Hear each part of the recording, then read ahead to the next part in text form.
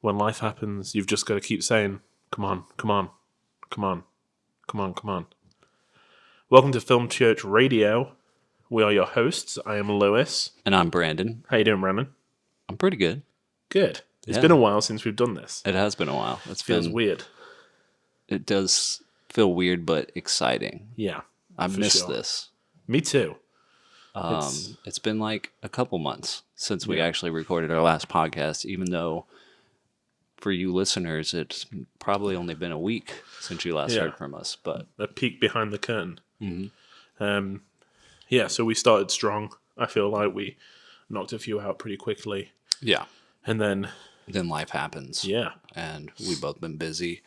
I've been in my last semester of school. Mm-hmm. I just finished last Friday, and now I am in between that and getting that diploma handed to me. So very exciting. Congratulations. Thanks, man. I know I've said it to you already, but well, I actually wouldn't be here without you. I wouldn't be getting this degree if it wasn't for you hiring me and telling me that Starbucks gives away free degrees. Yeah. You don't have to do anything. Yeah. I remember our first conversation. I did do a lot, but and you were like, I don't need a degree in film. Like, you were like, I'm a filmmaker. I know what I want to do. And I was like, I've got 2 degrees in film. This hurts. Did we have a conversation like that? I'm pretty sure we did. I'm pretty sure that, like, in the interview, because I asked if you had ever thought about going to school for film. And you were like, no, I don't think I thought about it. And I was like, well, Starbucks does offer it for free. Whoops.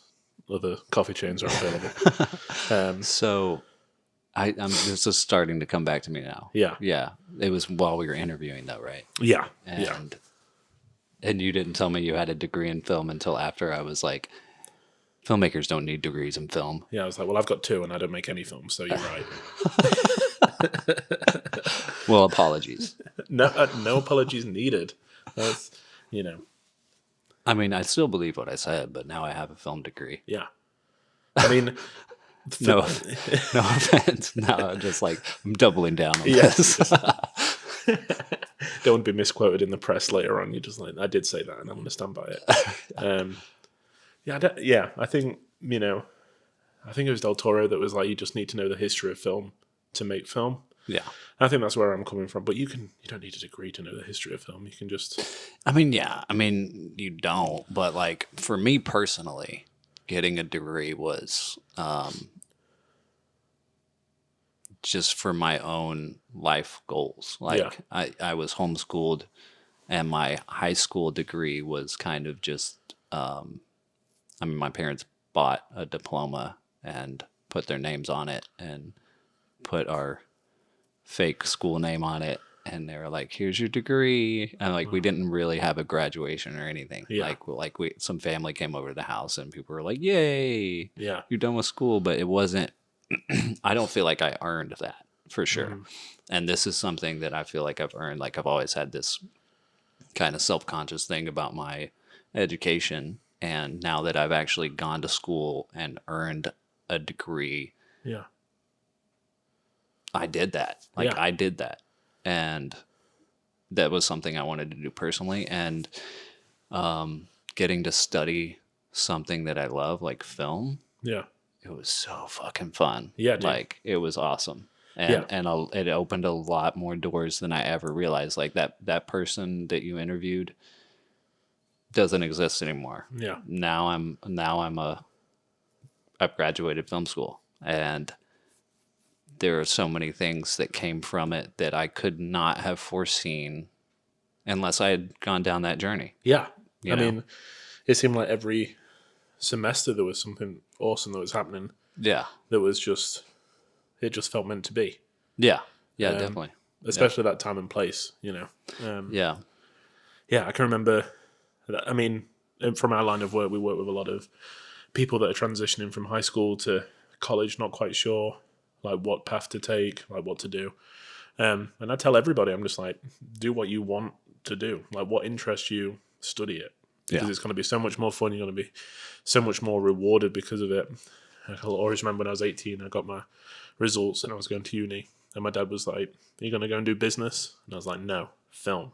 And he was like, why? Why not business? And I was like, because I like film. Like, business is just, like, it's not interesting to me. Yeah. I want to know about film. Yeah. And ironically, I pretty much ended up at the same place I would have been if I got a business degree. Yeah. You know? Yeah. I mean, it shows that you can... That you can accomplish something. Yeah, that apply yourself and do exactly. it. You know, that's the whole point of a degree, right? I feel like we're getting off topic a little bit, but... I mean, not really. I mean, we're talking about film. Yeah. I mean, there's probably lots of listeners here. I mean, I don't know how many times I've scrolled through podcasts being like, what film podcasts are out there? And there's probably a lot of filmmakers listening to this. And, you know, if you're struggling with deciding if you want to go to film school or you want to not go to film school, I mean, just do what you want. Yeah. Like, it's really just, it's a personal choice. It's like, there are so many paths to becoming a filmmaker or getting into the line of work that you want to do. And everyone's is unique. Like, you can't, I mean, you can compare yourself to others, but it's not really healthy. You know, it's exactly. Not, you know, everybody's journal is personal to them. And for me, I mean, I had made a lot of films. I've done a lot of short films. I've pretty much tried everything. I've made wedding videos. I've made music videos. I've made commercials. I've tried all this stuff on my own. I've worked as a PA. I've been on sets. And getting this degree really came down to, I've always wanted to get a degree. Yeah. It's just a personal validation for me. And all the stuff that the benefits outside of that were just pluses. Yeah. You know, it's like the main thing was I wanted this. And so now I have it. It's awesome. It is cool. And I know I said to you a few weeks ago, but no one's ever going to be able to take that away. You know, you think about your job, you get promoted, but if you leave that company, it doesn't really mean anything. Yeah. Like, it's just an old title, whereas with a degree, it's yours forever. Yeah, exactly. You know? Yeah. So, if anybody's curious about this, I will say that, the reason I had never gotten a degree before, or the main reason, was I didn't really want to pay for it. I was like, why would I pay for something that I kind of already know? But in hindsight, I've learned a lot of shit that I didn't know. Yeah. Because I really studied like the history of film and dove deeper into subjects and genres and directors and things like that I probably wouldn't have done on my own. But Starbucks will pay your tuition. Like, it's a big deal. I wish more companies did that. I wish there were more opportunities like that for people. It is through the ASU program, ASU, Arizona State University Online. So you have to pick an online degree, but they have a film degree. And I was like, that's it. That's what I'm going to do. And the craziest thing to come out of this was I got a chance to volunteer at Sundance. Yeah. Through Arizona State University. They only chose, it was something like 8 students out of all the film students. It was online and on-campus students that had to apply. And I remember, I think we had just watched Far From Home, actually. Yeah. And on the drive home, I was like telling you about it. And I was like, ASU is offering like film students to go to Sundance to volunteer and get to, basically you get to volunteer at Sundance, and then you get free tickets to go watch movies at Sundance. And like, just the idea of that in my mind was so fantasized. It just seemed like impossible. Yeah. It just seemed like that was never going to happen, even if I applied. But I was like, I guess I might as well apply, because if I did get it, that'd be dope. Yeah. And lo and behold. Yeah, I applied and then got in. And like that day, like I think about that all the time. Like that day that I told you, I was like, it was so fucking cool. It was just like, well, for one thing, I was supposed to find out on a Friday. I was supposed to find out on a Friday whether or not I got accepted. Didn't hear anything, and it was like the next Sunday, or it was like Sunday or Monday, that I finally got an email saying, "Hey, congrats, you got in. You're going to Sundance." And then I came into work, or I was already at work. You came in. Yeah. And I was like, hey, guess where I'm going in January? And you just looked at me like you couldn't fucking believe it either. You were just like, no fucking way. And I was like, yep. It's just, yeah, it's awesome. I mean, like, Sundance is one of these mythical film places, I feel like. It's such a, you would just hear it with all, it was the winner at Sundance. All these prestigious films that are coming out and like Oscar contenders and stuff like that, you always see the, like it linked to these great films. And filmmakers talk about it. Like, you hear filmmakers talking about the festival and being at Sundance and their first experience of going to Sundance, being a young filmmaker or old filmmaker, like just being like a first-time filmmaker at Sundance with your film there and that experience. And like, you hear about that. You just hear about it. You know, if you're into film, you're going to hear about Sundance. Yeah. And I got to go. Maybe we're doing a whole episode about Sundance, but it opened my eyes a lot. Like, I definitely feel like, just even talking about it now, it's like, I've been in this weird headspace of, graduating and stuff. And, I mean, school, like this film program has been my life for the last 3 years, but now talking about it in hindsight, it's like, I learned a lot and I've experienced a lot and I have grown a lot. Yeah. So it's cool. That's awesome. So that was a bit of a tangent there that we went off of, but I think it explains a little bit about why we're doing it as well, though. Like why we are so invested together in putting something out film related. Yeah. We both, like, I know we've talked about it before, but that first phone call when I was looking for people and we were like, yeah, we just talked about films the whole time. You talked about Linklater films, and I was just like, "This is it." Yeah, this is someone that knows my references that we. You're hired. About. Yeah. But yeah, it's cool. It's like, I mean, that is one of the cool things about, I mean, I guess Starbucks, but also just any kind of, I mean, any job. Really is just meeting people and making connections that you never would have had if you hadn't taken that job. Yeah. And obviously this one is huge. Yeah. It's crazy. We're making a podcast. I know. Yeah, who'd have thunk it? It's crazy. It's mad. So yeah, you were finishing school. I was coming to the end of my career with the aforementioned company. It was all encompassing. As a store manager, just no leeway. And I've got a daughter and a wife, and just wasn't fitting into our lifestyle anymore. I can remember talking to you about recording podcasts, and I was like, I don't know when I'm gonna have time, to even watch a film, let alone sit down and record and talk about it, and like have my notes ready and all that kind of stuff. Yeah. So I've changed careers, which means I have a lot more free time, uninterrupted time. Yeah. Which is great. It's better to balance. Yeah, exactly. Yeah. So forever thankful for what happened while I was at the company, but glad to have moved on. Yeah, exactly. Yeah. I mean, that's just life. Yeah. Change happens. Yeah, we talk all the time. I mean, like, if it was still just me and my wife, I would still be there. Yeah. I could do 80-hour weeks. It'd be fine. Mm-hmm. But priorities change. Yeah.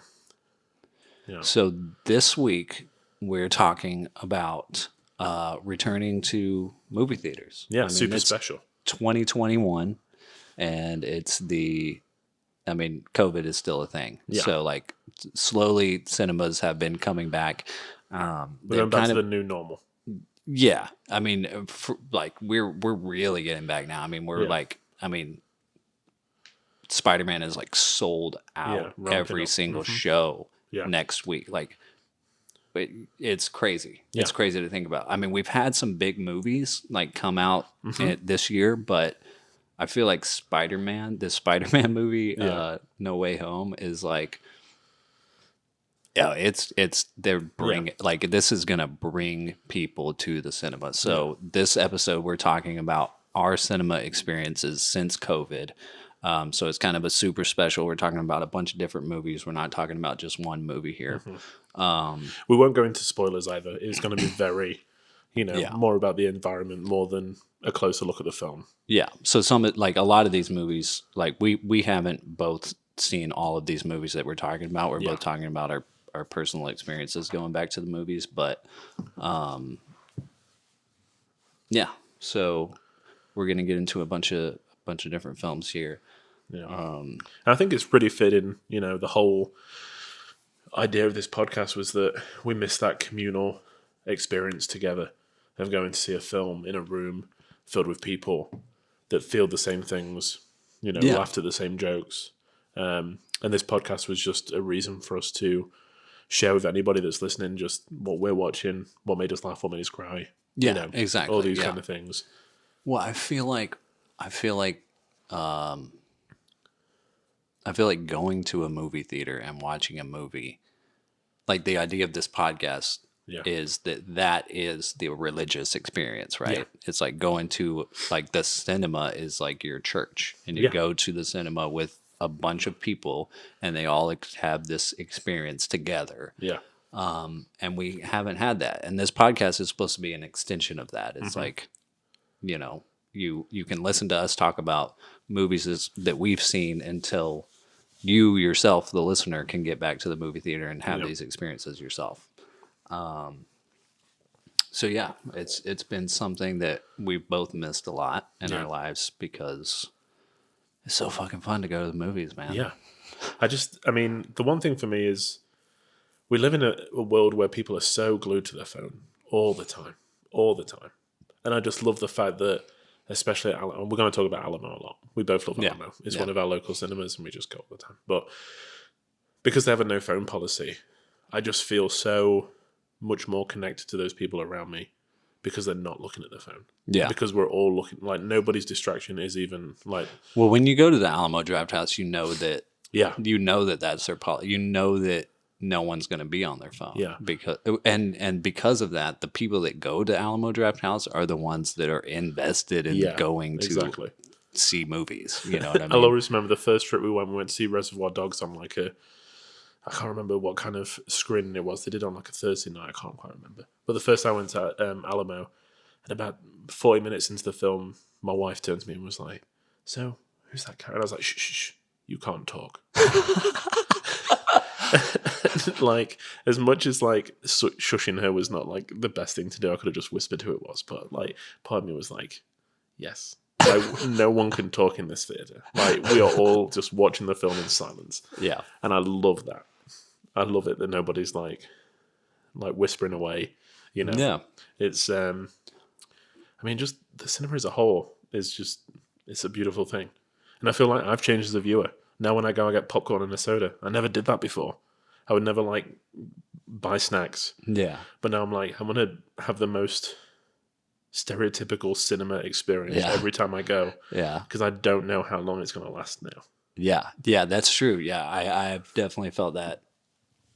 I mean, these last few times I've gone to the movie theater, I'm like, I'm getting popcorn and I'm getting a soda. Yeah, and like a 64-ounce one or whatever it is, like the huge one. I'm only going to take 2 sips because I don't want to have to pee in this. That's thing. right. Yeah, down it in the last 2 minutes when it's gone flat.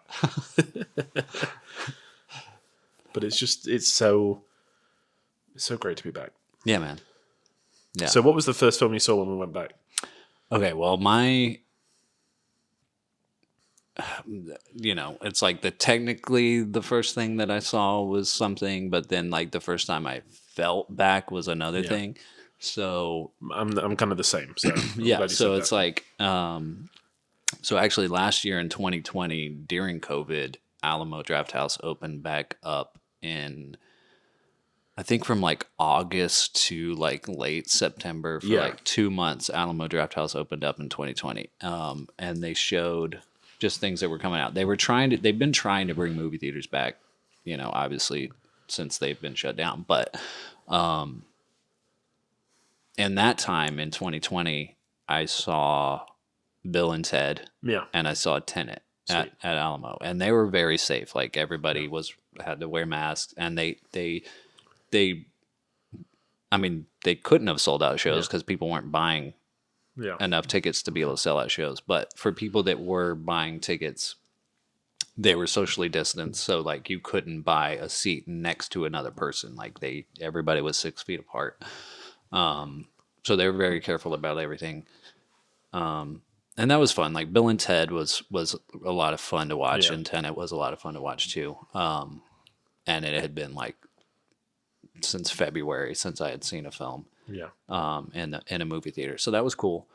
And then in January of 2021, I saw a documentary called Cusp at the Texas Theater in Dallas. It's actually the theater where they caught Lee Harvey Oswald. So it's like a famous movie theater, very historic theater. They Oliver Stone filmed JFK, the film there. Anyway, it's a really super cool theater, but because things have been closed during COVID, Sundance didn't do. I think they did a very minimal in-person festival, but they actually, for the first time, opened the festival up to. Well, it was mostly online, but they opened it up to other cities. So they partnered with certain theaters certain theaters like the Texas Theater to show certain films. Anyway, so Cusp was a film that was showing there, and because I went to Sundance in 2020, I was like, it'd be really cool to at least go see one Sundance movie in 2021. So me and my girlfriend went and saw this documentary called Cusp. It was filmed in Texas. They didn't disclose where it was filmed, but it was it's kind of hard to describe this documentary. It was really good. I think it's on Showtime now. I have to look and see where it's available. I'm pretty sure it's on Showtime, but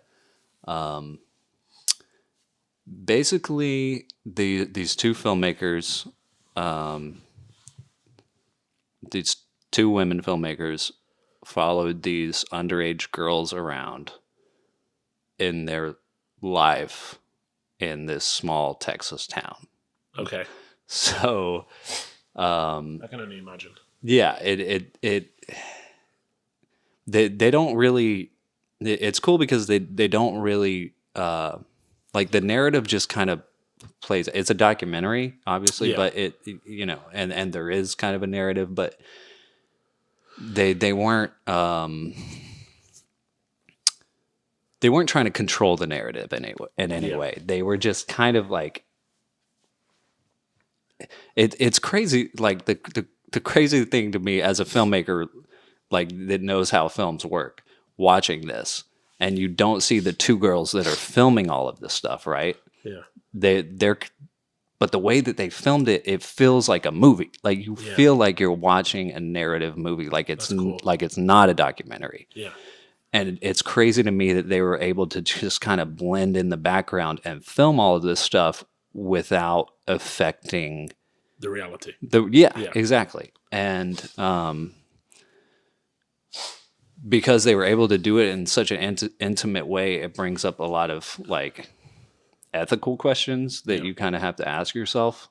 But it's cool because they don't try to answer those questions for you. It's more like, here's reality. Yeah.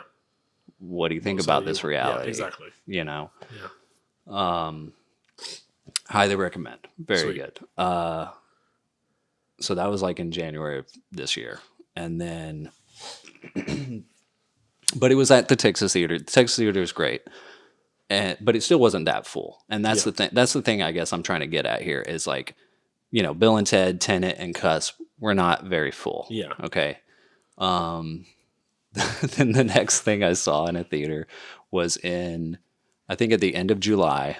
Yeah. Went and saw Bo Burnham's Inside, which I had already seen on Netflix, but they were showing it one day at the end of July at a bunch of different theaters. So we went, like we had already started obsessing over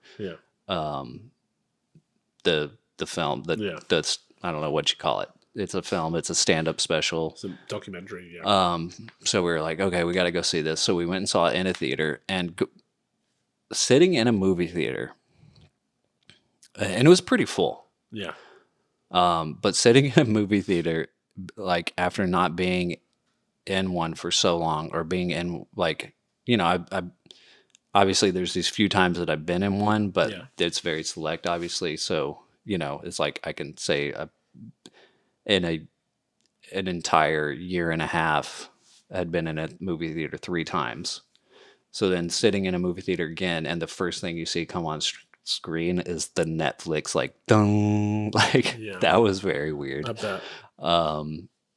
And then the fact that I'm like watching a movie on the big screen that's about being inside for a whole year was also interesting. Yeah. So it was a very cool new way to experience that. And then about a month later, went and I feel like I'm being long-winded here with all of this stuff, but I'm interested.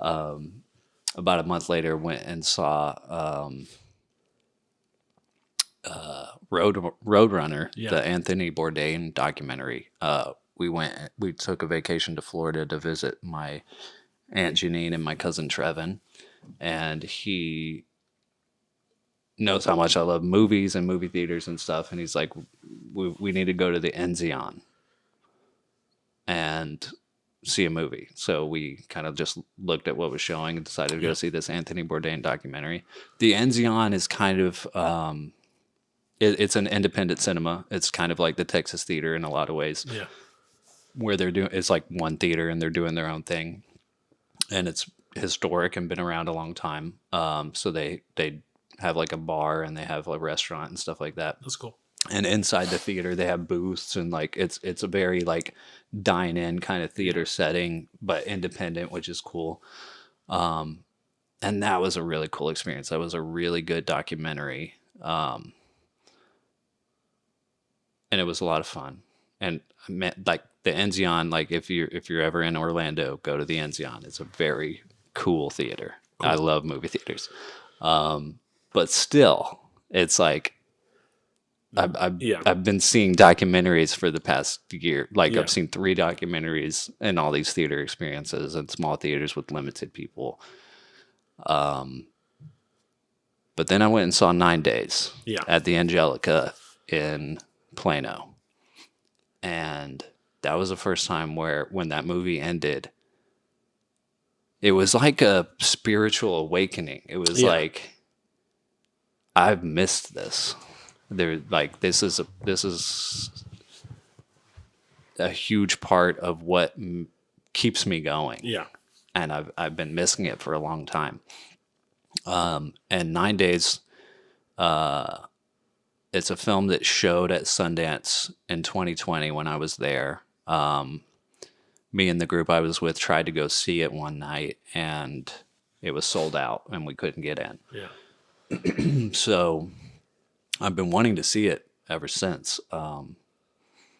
And I think they kind of held it back for a whole year because of COVID, and they were trying to have a theatrical run. Yeah. So anyway, so when it finally released in theaters, I was like, okay, I have to go see this. Another reason is because I got to talk to the director while I was at Sundance, which was cool. And obviously I hadn't seen the film yet. But there was a moment where me and a group of friends were sitting down, and this guy just came up and sat down with us, and then we started talking to him. And then a few minutes later, we all started realizing, the person we're sitting down, like we were all sitting down ready to hear someone speak, like we were at a panel. Yeah. And we're like, the person that's about to go up on this panel is the guy sitting next to us having this conversation with us. Yeah. So that was super cool. Yeah.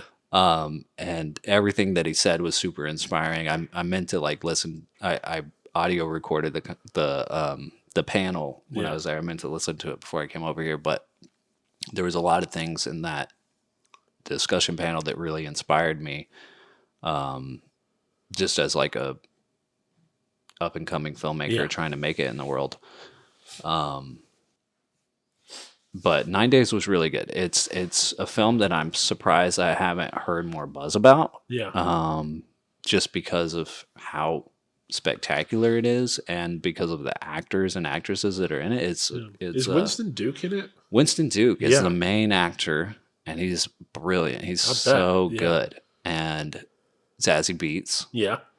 And other people that I can't think of their names at the moment. But hold on. I mean, it's got the kind of people that if it had come out when it was supposed to, would not have the same clout as now, potentially. Because I feel like Winston Duke and Zazie Beetz have both blown up. Yeah. In the last year or so. Yeah, definitely. Yeah. So. Yeah, I mean, yeah, I'm just surprised I haven't heard more about it. Yeah. I feel like this film, like when I saw it at the Angelica, I was like, oh, this is going to be an Oscar contender. Like this is everybody's going to be talking about this. And I haven't really heard that much. I mean, we're still yet to find out Oscar stuff, but it also has Benedict Wong in it, who's awesome. Yeah. Like he's in That's Strange. Yeah, Doctor Strange.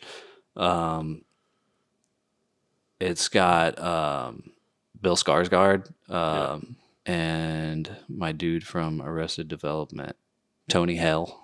Yeah. Okay, cool. He's great. Forky. Huh? Forky from Toy Story 4. Oh, I forgot. Yeah, I forgot he was Forky.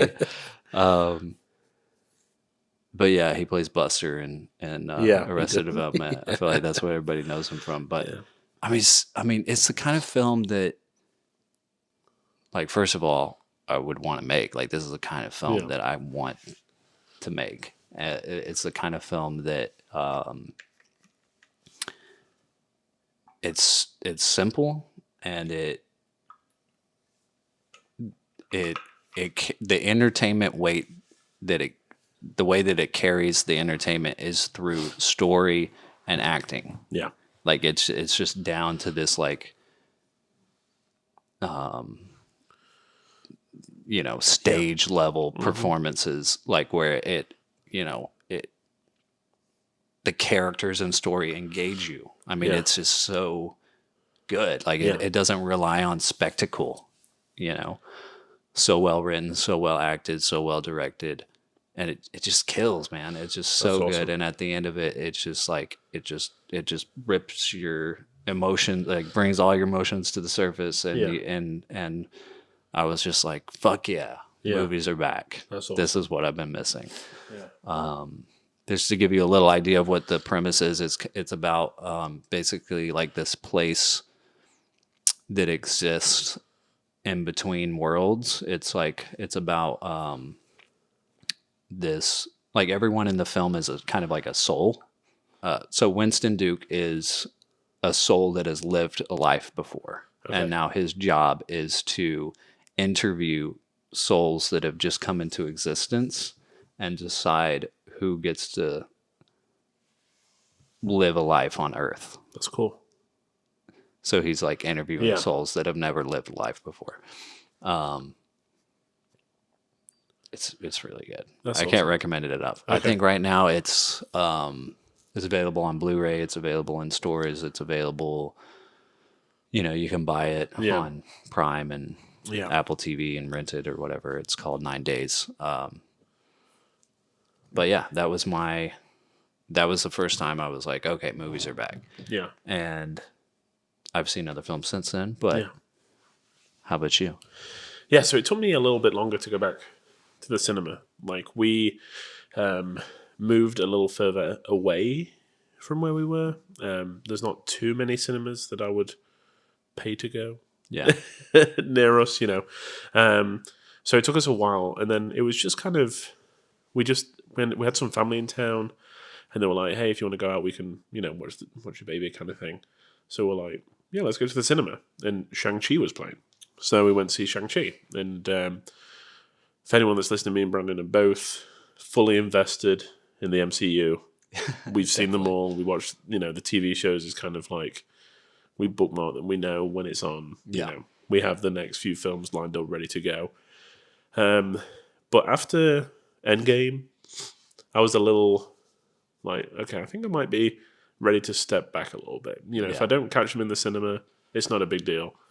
And then Black Widow came streaming, and it was, in my opinion, pretty meh. It was fine. It wasn't, I mean, it's like Black Widow's not a terrible movie by any means, but it's when you get films like Endgame, following that up is just impossible.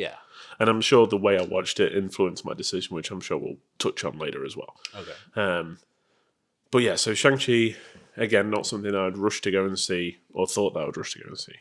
And I know that you had already seen it like a few days before. Okay.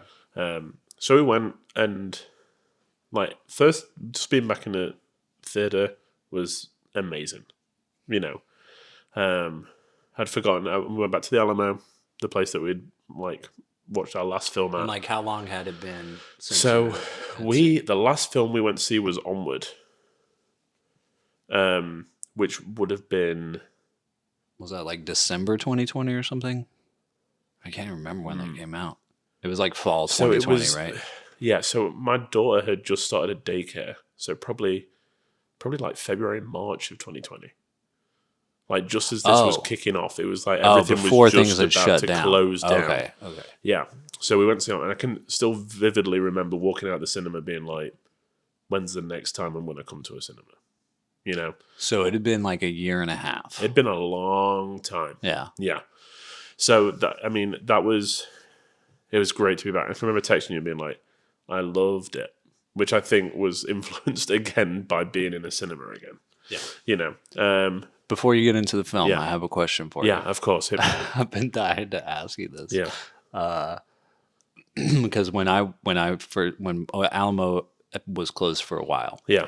And when I first went back, they had only started doing this for maybe like a year, I don't know, 2 years. Yeah.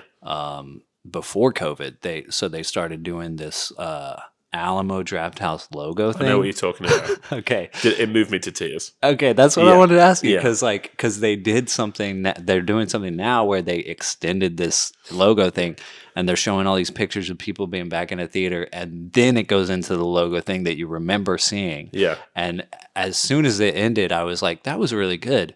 And then I was like, I wonder if Lewis cried when he saw this. Yeah, I did. And I'm sure it said something like, I'm getting emotional now. I'm sure it said something like, we really missed you as well at the bottom. Yeah. Like there was something very poignant at the end. And I was like, we missed you, Alamo Drafthouse. Like we really missed you. Alamo just know how to do it. Yeah. Props to that editor. Yeah. That edited that it's just beautiful. logo video. Yeah. Because it starts off with like little film bits and then just grows and grows and grows into. Yeah. It's cool because it's like the logo, we've all seen, but the logo intro we've seen before, but they extended it, the intro of it, to where you don't realize it's what it is until it's what it is. And then when it's what it is, you're like, oh my God. Yeah. It's great. Yeah.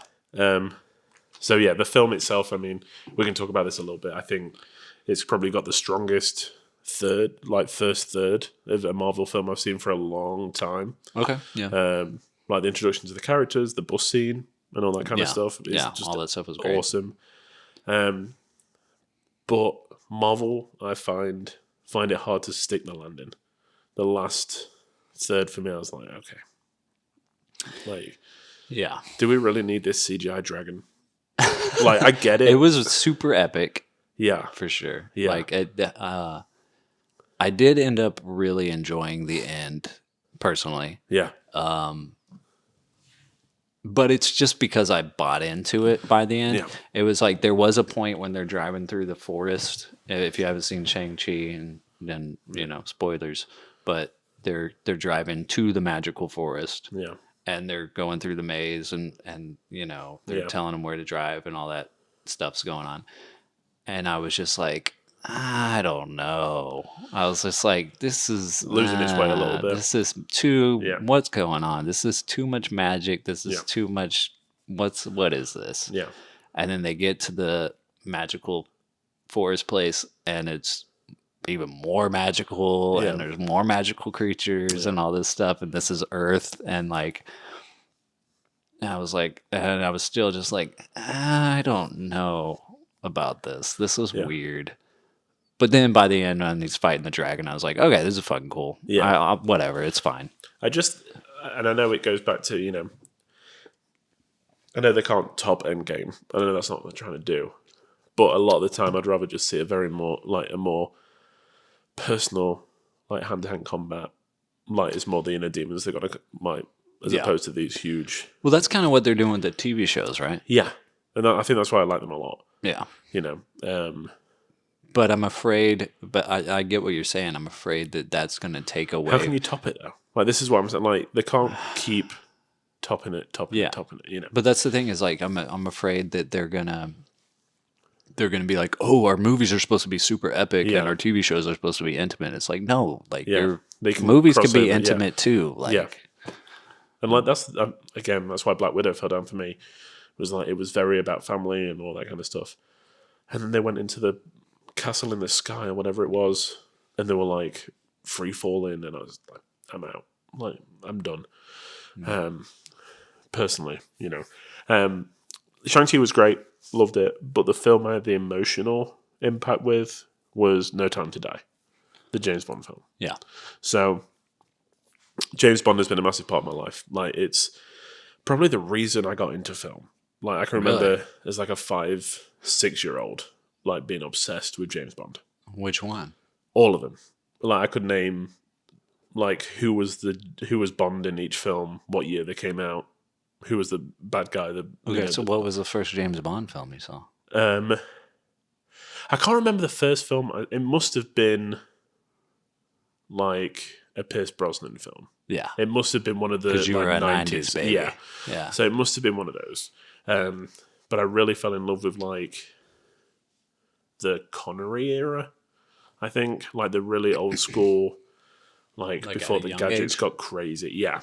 So like my obsession with like film history comes from that because I couldn't know when they all came out, who was in them, all that kind of stuff. Okay. So like seeing the last Daniel Craig Bond film was like a big deal. Yeah. And it was something I was like looking forward to because it was slated to come out before COVID shut everything down. So I can remember saying to my wife, like, when Amelia's in daycare, my daughter, the first film we're going to go and see is No Time to Die, like in the week, like when she's at daycare. Yeah. I can remember planning it out and being like, it's going to happen. Like, this is how it's going to happen. And obviously it didn't. They kept pushing it back and pushing it back and pushing it back.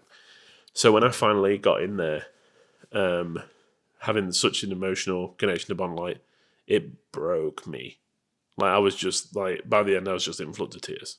Because not only did it live up to the expectation I had, but I was like, this is what cinema's about. Seeing these huge stories, this massive, colossal thing that, like, you've seen trailers for again and again every time you go into the cinema, every time you've watched the TV, to actually be seeing it and be experiencing it with other people, it was, like, unbeatable. Yeah.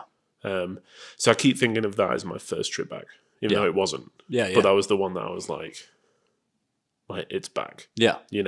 I've seen something that didn't have the possibility to go to streaming. And credit to them for being like, no, we're going to wait till cinemas reopen. Because I feel like that meant that movie has been pushed back for 2 years. Yeah. Because I feel like with Shang-Chi, I know that they really wanted to put it in cinemas. But if COVID had still carried on the way it was going, they would have been like, cool, we're going to put it on streaming. Like, I don't think it would have been, they wouldn't have pushed it back for 2 years.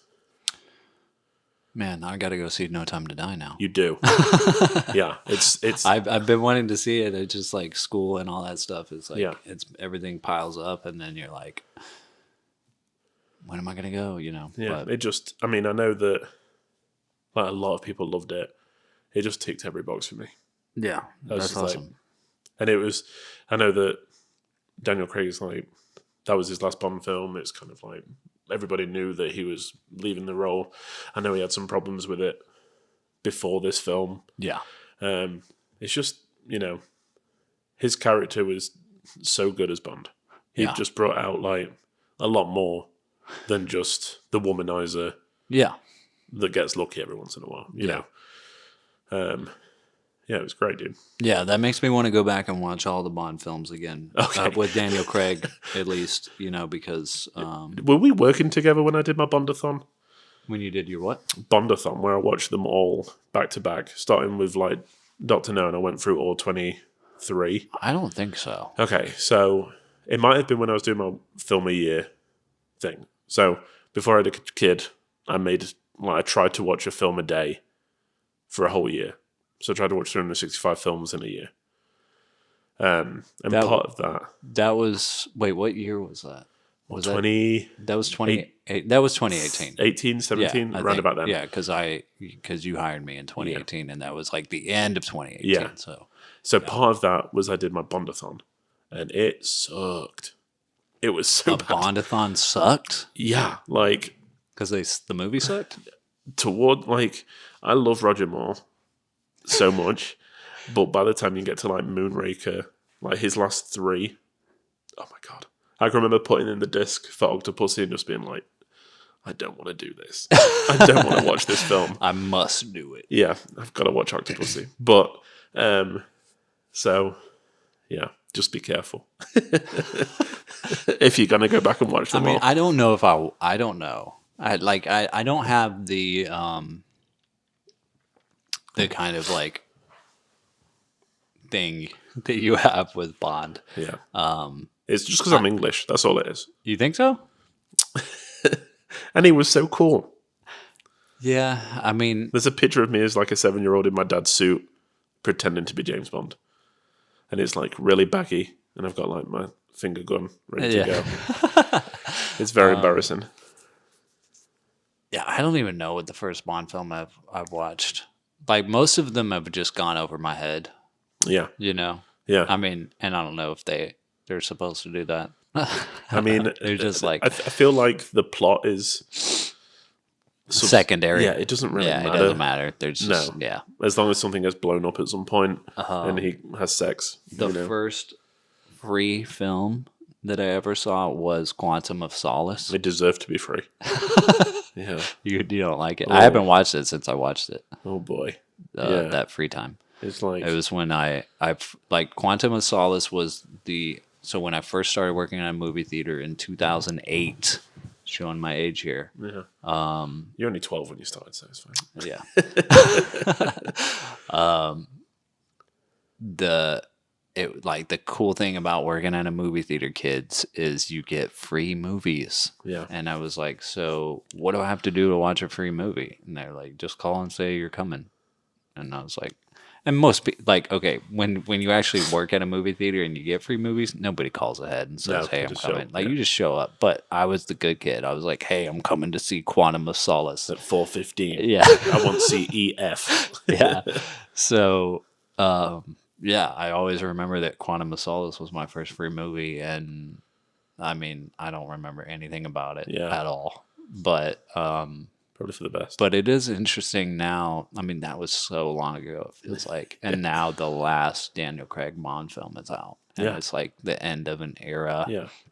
And just thinking about, I don't know, like just thinking about films can help carry you through life, right? And like these eras of film can help carry you through life. And I always think about, when I think about the past and think about my life, I think about, you know, if I think about 2010 or if I think about 2008 or, you know, I think about the films that were out that year, and I think about what I was doing and the films that I was watching. And this is the close of a chapter. Yeah. And I'm excited about the next chapters. For sure. Yeah. Yeah, Bond's one of those things that, especially with cinema going, it's always been there. Yeah. You know, it's always... always going to be there. Yeah, the first film me and my wife went to see after we got married was Spectre. Mm-hmm. Like, I can remember when World Is Not Enough came out, I was, I think, 11. And in England, the ratings are different, so it was like a 12. And my mum went to this kiosk at the cinema and was like, my son's 11, can he come in? They were like, no. So I had to wait for it to come out on VHS. And I remember that vividly, just being like, I'm going to wait 6 months to see this film that I'm so excited for. You know, I think I played Goldfinger, or is it Goldeneye? Goldeneye. Okay, N64. I played Goldeneye on N64 before I ever saw a James Bond film, for sure. Yeah, because my parents would not let me watch James Bond. I was the nerd that was like, it's not screen accurate. His hand's still blocky. Oh, dude, I remember. Okay, I love Lord of the Rings, and I remember, Billy Boyd and Dominic Monaghan talking about playing GoldenEye on N64 And Sean Bean is like the villain. Yeah. And they were just like, they were playing that game. And then Sean Bean walked in the room to introduce himself. And they're like, it's you. But anyway, great game. Yeah, it is. Movies are back. Yeah. Yeah. And we've both done double dips of films. So we've both been to see films twice, like the same film twice. In a movie theater? Yeah. What did you see twice? I went to see Last Night in Soho twice. Oh, okay, that's right. Yeah, you did tell me that. Yeah. So I went and saw Eternals twice. Yeah. I saw it once, and that was that was enough. Yeah, I was good. Yeah. Again, just like it was good. Eternals. Yeah. Yeah. It wasn't Eternals being the second theatrical release. Yeah. I mean, they released Black Widow in theaters, but they released it on Disney Plus at the same time, so it doesn't count. Yeah. So, Eternals, which was also supposed to come out last year. Yeah. I don't know, man. I see people shit talking Eternals, and I'm like, it's good. Like, what do you want? Yeah. Like, what is it that you want? Yeah. Like, I don't understand. Like, it's a good movie. Yeah. Like, what? Like, you're going to see a Marvel movie. They delivered a Marvel movie. Yeah. To me, it's good. Yeah. You know? I don't know. I love the inclusivity stuff. I love the varied characters. I mean, the performances were great. Chloe Zhao was wonderful as a director. I'm really glad that she's getting more opportunities. Yeah, and she did Nomadland, right? Yeah, she did. But it is, again, it just falls into that, like, it's hard to tell. Like, I feel like anyone could direct these films. And I know that's very, like... Yeah, well, they definitely naive. have a storyline that they're going with, and it's not like she wrote the film, you know? I mean, that's the thing. It's like there's a difference between being a director and being like an auteur, right? Yeah. I mean, you know, sometimes being a director is a job. Yeah. I feel like... One for them, one for you kind of thing. Yeah. Yeah. It's one of those things, yeah. I just do, like... I read an editorial in a magazine that was just like... I feel like all these directors that are showing some kind of individuality are just being swallowed up by these, you know, MCU, DC, all these kind of universes. Yeah. And, yeah. But it's like, that's what you signed up for. Yeah. I'm sure that she got paid enough to make her next film. Yeah. And make it the way she wants to do it. Yeah, I mean, that's the thing about, I don't know.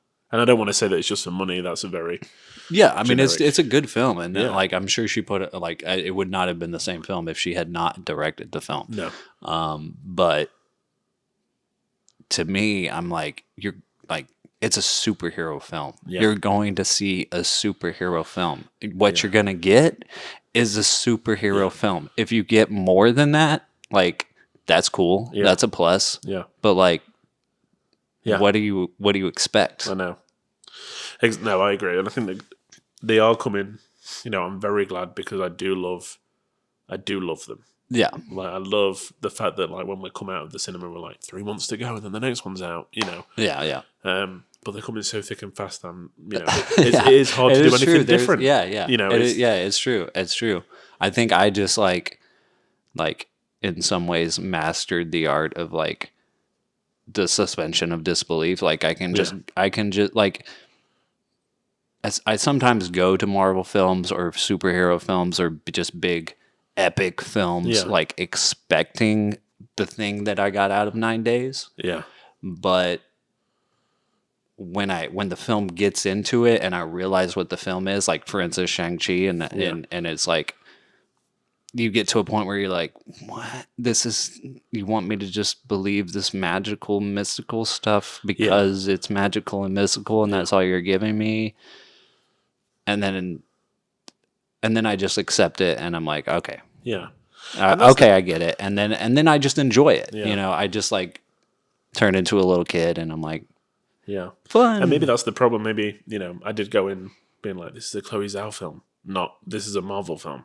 Yeah, and like I think about the DCU or the DCEU, whatever it is, and like Aquaman is pretty fine. You know, it's a fine film. I had a blast when I saw that in the cinema. I was like, this is great. It's not taking itself too seriously. It's ridiculous enough. Like, it's a guy underwater. You know, it's ridiculous. It's a guy in the water. Yeah.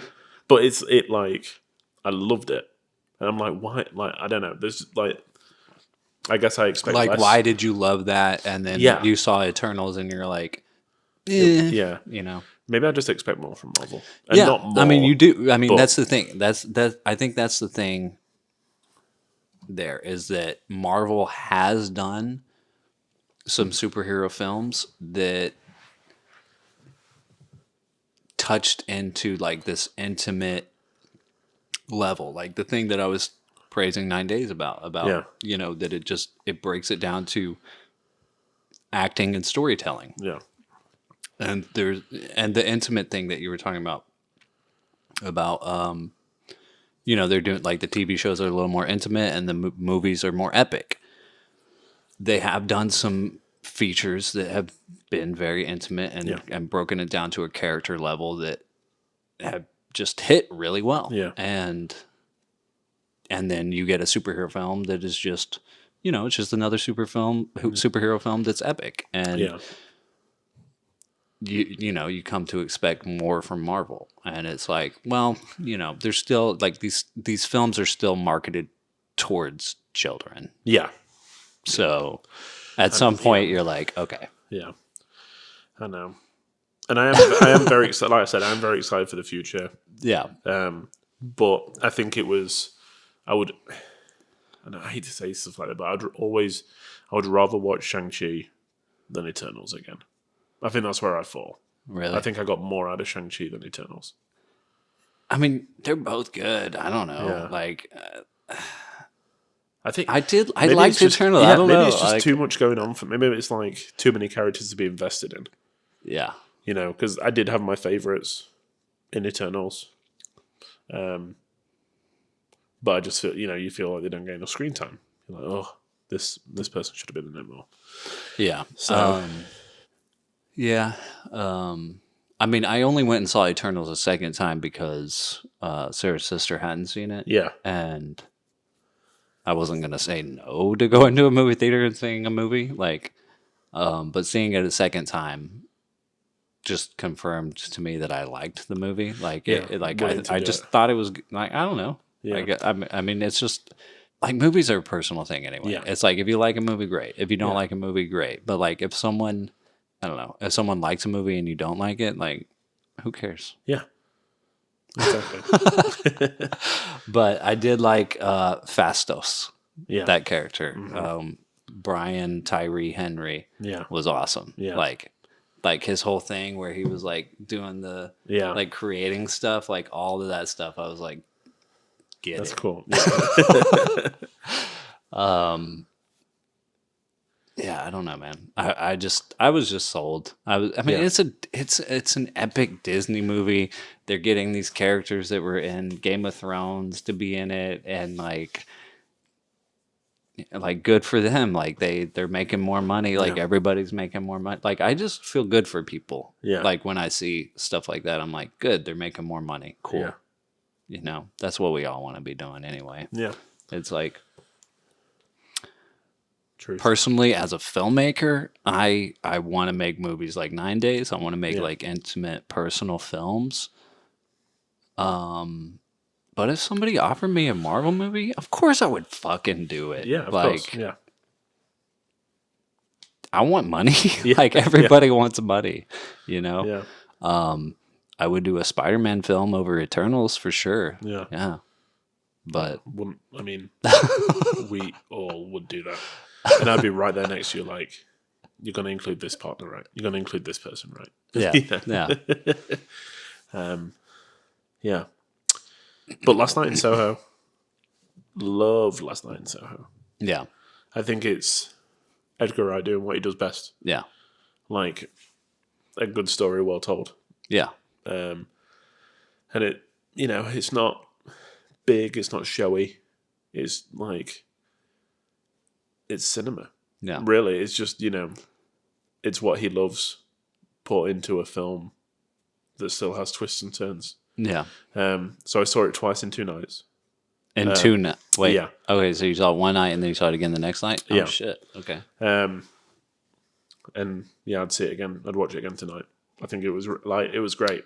You've only seen it the 2 times? I have, yeah. But yeah, I really like Edgar Wright. I like what he stands for. I like, his movies. I like that he uses camera trickery as opposed to special effects. Yeah. Like the whole dancing sequence is the bait and switch is done with the character standing behind the camera and then coming out. Right. I love that. So yeah, Last Night in Soho was he's like a classical filmmaker in the modern age. Yeah. And there's That's only probably a why few I of love those. it. Yeah, exactly. That's a good way to sum it up, I think. Yeah. Yeah. And then, my last few, I went to see The Harder They Fall, the Netflix film, on the big screen. Something about seeing a Western on the big screen.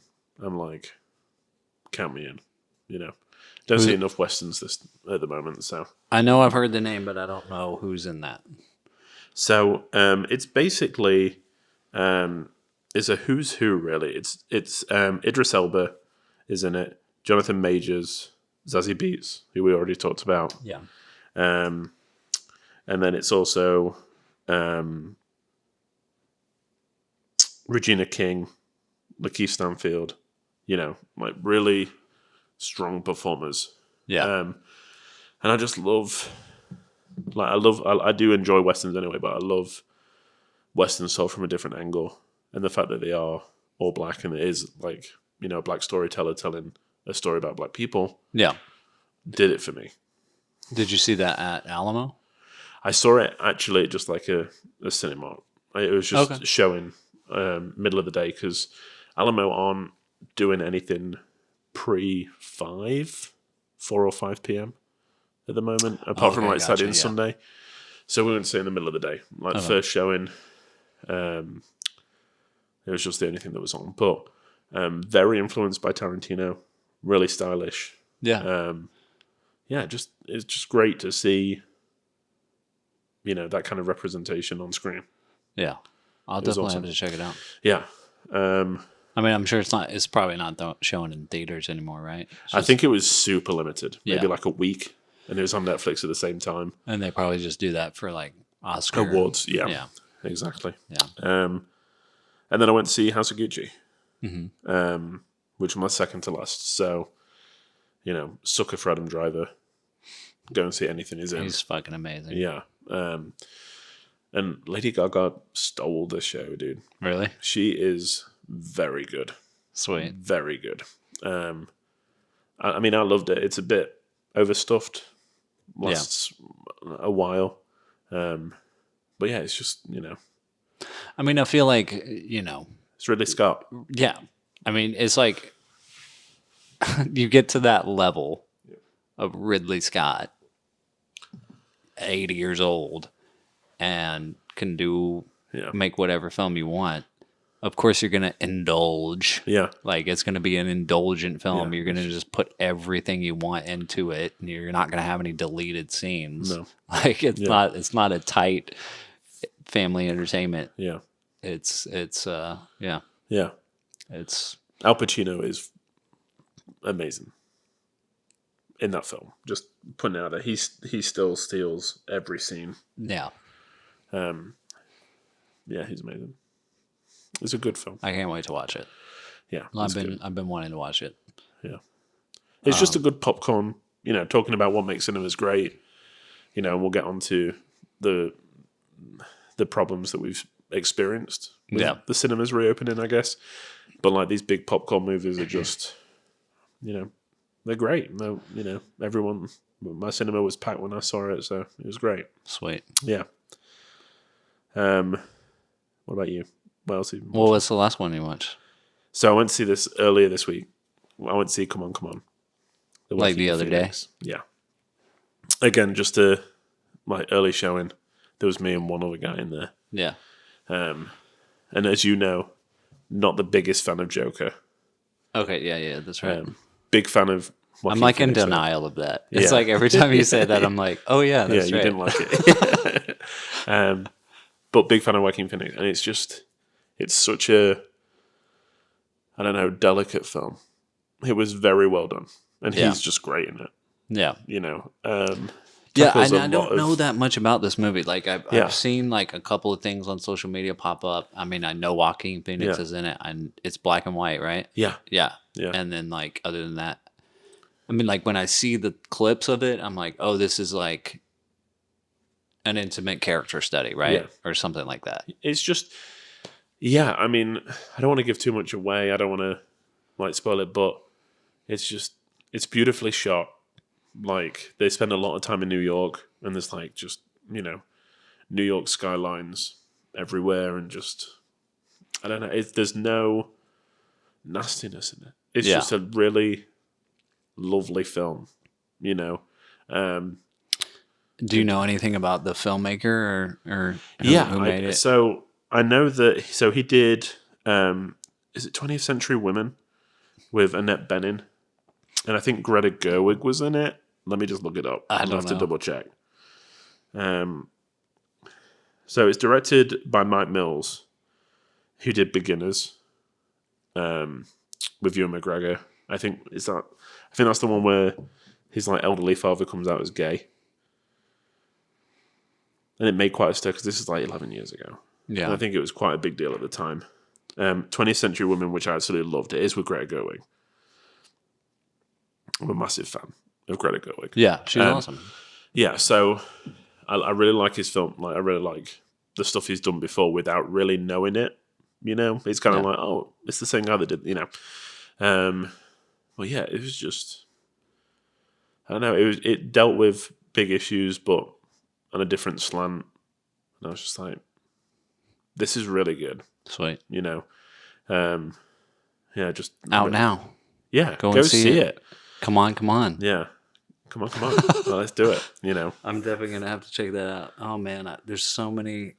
I just want to go to the movies every day. Like, before COVID happened. Yeah. There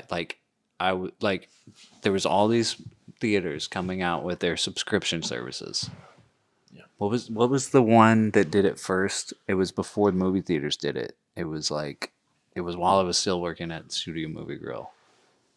And I can't even. Was it AMC Stubs? No. It was before that. It was like this. It's this like out of the blue service that came out. God, I can't even think. They're gone now. But it was a subscription service that was trying to like basically make a subscription service to go to any movie theater.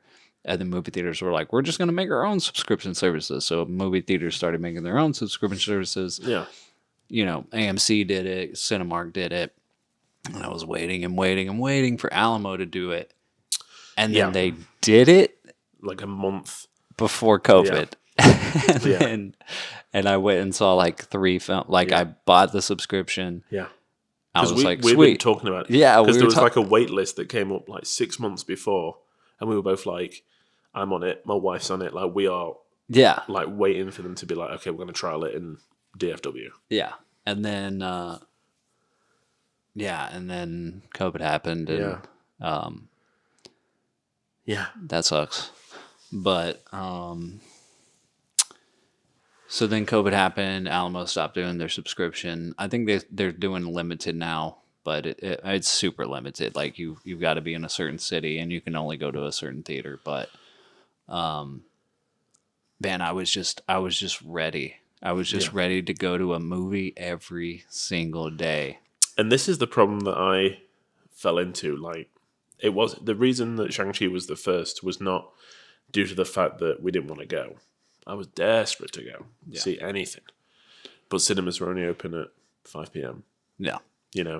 On weekends, and that's the time that we had our daughter and we were, busy kind of thing. So when it came to like Tuesday, when I was off work at like midday, it was nothing. Yeah. And that's where I kind of like was just drawn off. I just couldn't physically go. Yeah. As much as I wanted to, and I get it. I know why they didn't open earlier, and like there would have been nobody there apart from me. Yeah. I get it. But that's the problem, right? to get people back in, you need to start slow to open these other big ones up. So. Yeah. It's a shame. Yeah. Yeah, it sucks. But, I mean, we're slowly getting back there, and we will. Yeah, like the last few that I've seen have been like in the day showing kind of thing. Yeah. So. After 9 days. Yeah, I saw 9 days, and that was my first.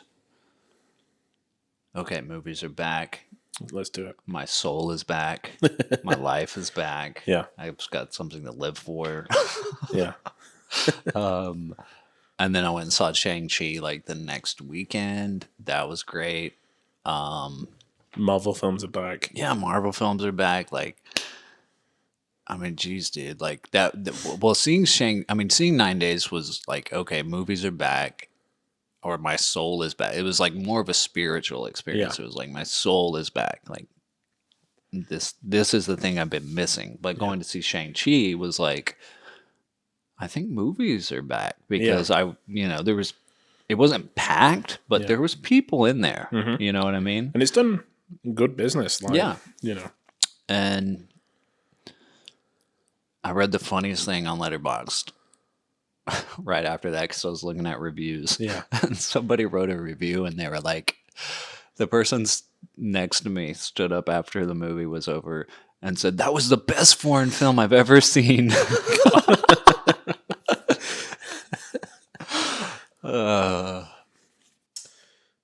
Good old public. Yeah, the ignorance. Yeah.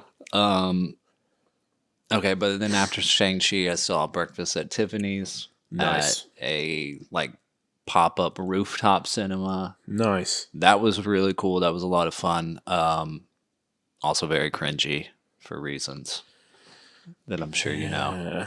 Yeah. But it was still fun. It was like bean bags on a roof with a big projector, and it wasn't like a cinema, but it was a rooftop. It was cool, event. Man. Yeah. It was cool. Yeah, a communal event for sure. And then I went and saw Titane with Zach, our friend that was on the last episode, who couldn't be here tonight, unfortunately. But Titane was awesome. It was a lot of fun to watch in a theater. Because that was my question for you before we started this, because I'd seen your list. I know what you'd seen. And I watched it a few days ago at home. Yeah. Like just on streaming. Pay-per-view, whatever. So my first question was like, how was it on the big screen? Yeah. It was great. Yeah. It was spectacular. Like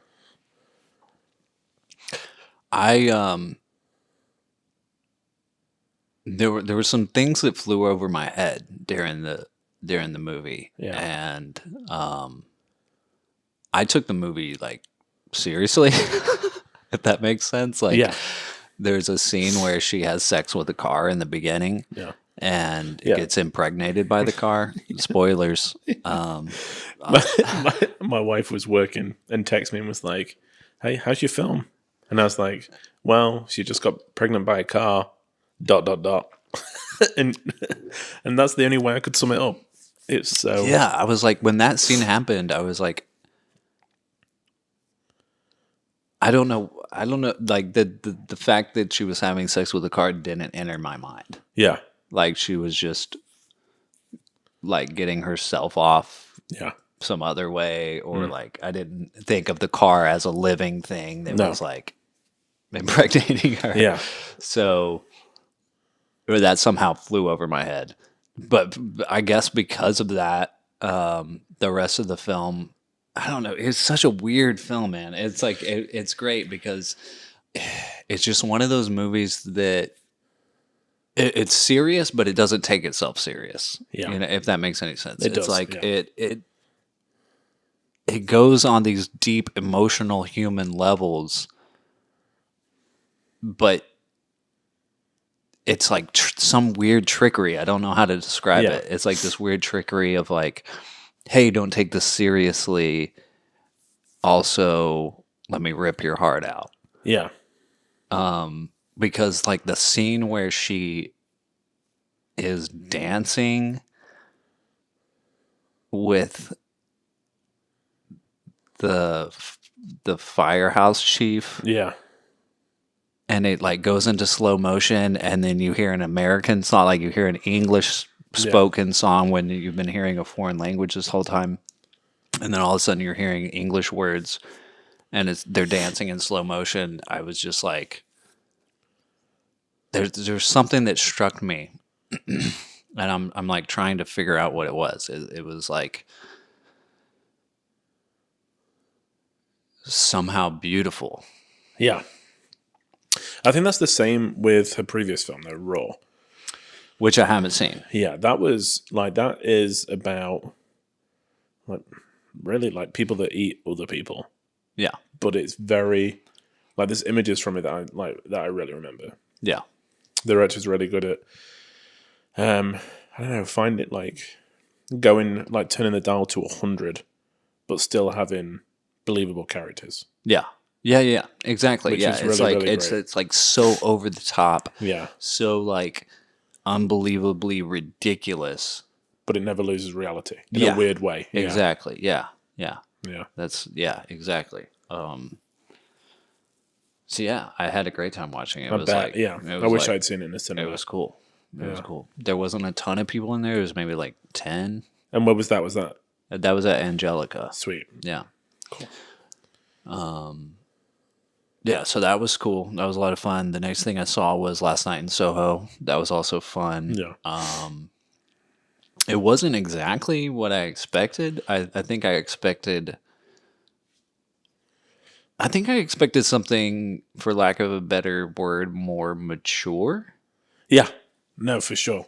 Like because at some point it just, spoilers, Last Night in Soho kind of becomes a campy horror. Yeah. I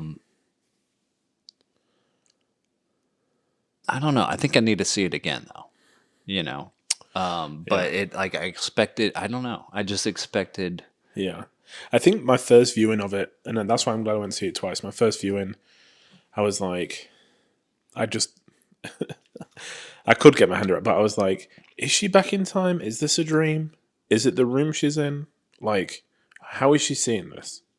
And the second time you learn to just let that go a little bit and just watch the film. I mean, that's the thing about, I think, expectations with any film. It's like the first time, like if you have high expectations or you think it's going to go a certain way and you watch a film and it doesn't go the way you thought it was, you kind of have to just process your own personal emotions after seeing it the first time and then go see it again and enjoy it for what it is, not what you expected. Yeah, for sure. Yeah.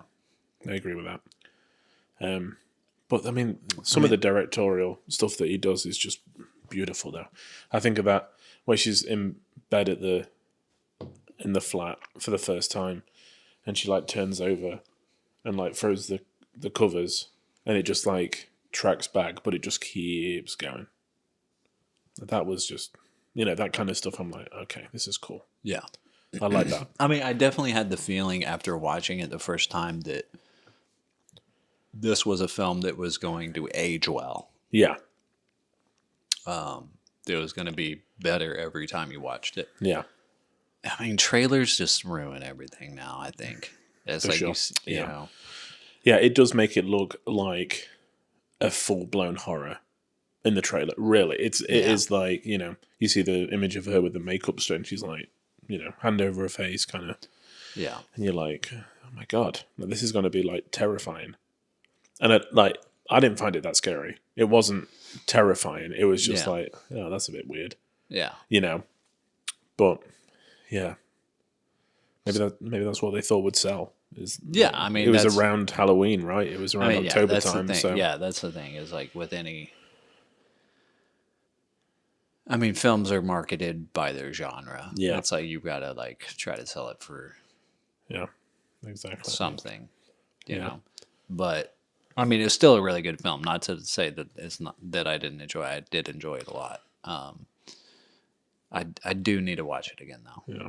Was it the BAFTAs or was it the Golden Globes that have like best musical or comedy section where they just lump everything together? And wasn't like Uncut Gems in there, or like some like really obscure film that's like that's not either. But I don't know about the BAFTAs, but that would make sense. I know the Golden Globes do like comedy and musical. It's comedy something. Comedy or musical or something like that. Yeah. And the films that they find as comedy are like, huh? Yeah. You know? Yeah, for sure. I mean, yeah, because most of the comedy is just like... It's not award worthy. Yeah. In lack of a better, it's... Yeah. Or you wouldn't think of it as a comedy. Yeah. But then, like, they categorize it as comedy, and you're like, wait. Yeah, was it? You just shattered my world. But, yeah, I don't know. Sorry, man. I don't know what else to say about last night in Soho. It's like, it was beautiful. The acting was great. I don't know. We're going to get back to James Bond. Because as soon as she like goes into the 60s and she sees that marquee for Thunderball, I was like, I'm in. Like, yep. Yeah. 100%. Well, okay. I mean, another thing is all about, being in England, right? Yeah. Like, where is she from in the beginning? I can't remember now. Where does she live? Is it like It's like Cornwall or something. It's somewhere a bit remote. I can't remember off the top of my head. But then she's going to the big city, to London. London, right? Which is... And I've always said that London is not a representation of England. It's like New York to Americans. It's like its own thing. Right. Okay. Really. But yeah, I mean, I guess it's always cool seeing, because London isn't as big as New York. I mean New York's not big. Even though, like size, whatever aside, is like to you, is London... Like, what is London to you? Like, is it like to me? Like to me, I've never been to New York. Okay, yeah. But to me, New York is somewhere I've always wanted to go. Yeah, it's like the place. Yeah, it is the place that I have to go at some point. Like, I've got to experience it. I've got to see it. I've got to do it. I've got to it's New York. Yeah, you know what I mean? Yeah. So, like, what is London to you? As an Englishman. Yeah. I mean, I'm not... Like, London is fine. Like, if you want to go... Like, a lot of people that are going to England for the first time are like, yeah, go to London, but, try and get out if you can and see other things. It is the city as opposed to, like, the country. Yeah, what her grandma says, whereas, like, London can swallow people, is pretty true to a point. It's, like, it's very... Like, I don't know how to describe it. It's just a lot more than I was used to in my English life, Yeah. But then you've been to London before. Yeah, a lot of times. You went when, like, for the first time? I was very young. Yeah. I can't remember much about it, honestly. Have you only been that once, or you've been? I've been quite a lot. Yeah. And like it's it's just there's a lot of things to go and see and do. And it is really cool. Like, there's a lot of history there, and there's a lot of like interesting things to do. I mean, the BFI, my favorite place in the world, is in London. Yeah. So, if I worked to the BFI, I would live in London. That'd be great, but I wouldn't choose to live there. Yeah. Personally. Okay, so then in context of this movie, it's like it's sort of a romanticized version, but it's also kind of like a cautionary tale, I guess. Yeah, I think that it portrays London really well. It's got the duplicates. It's very, glitz and glamour, and there's like lots of nods to history. And if you like, there's areas that you can find that are like for you. Like Soho is very specific to a certain type of people, but it's also, it's also still a city. There's still people that are going to work all the time. There's still like families that live there. There's still, crime. There's still drugs. There's still like a lot of stuff that's going on behind the facade. Yeah. And I think it did a really good job of being like, yeah, if this is what you're into, it's going to be great. Yeah. But there is also this other part of it. Yeah. Because I remember watching, I watched an interview with Edgar Wright talking about the film, and he was talking about basically about nostalgia and how, people's idea of what the past was like is different than what the past was actually like. We've both studied film. We know that, like, most of our favorite actresses from the 30s and 40s and 50s were probably sexually harassed at some point. Yeah. Or asked to do something that they didn't want to do. Right. All this kind of, or like our favorite directors, Yeah, Hitchcock is very, very problematic. Yeah. As a person. It's not easy to champion him as a person. Exactly. Yeah. Yeah. Yeah. So that was an interesting thing that he was talking about. Yeah. About how, nostalgia is not exactly always what it seems. Yeah. He got stuff like the pub that she works at is very reminiscent of like favorite places. Like when I lived in Sheffield, when I went to university there, like we had a pub like that was like a favorite place to go. Yeah. So he got that kind of, the lifestyle part right. Yeah. But he would do. Yeah. So he lives in London, I'm pretty sure. Exactly. So, yeah. Like it's like, of course he's going to get it right. Yeah. Yeah. He's a great filmmaker. He's a really interesting person. I was watching another interview with him on the Criterion Collection. And he actually, speaking of theater experiences, he brought back a very early memory for me that I completely had forgotten about. Like, it's weird how memories work. Yeah. And how, like, a random thing can tap into this part of your brain to bring out something that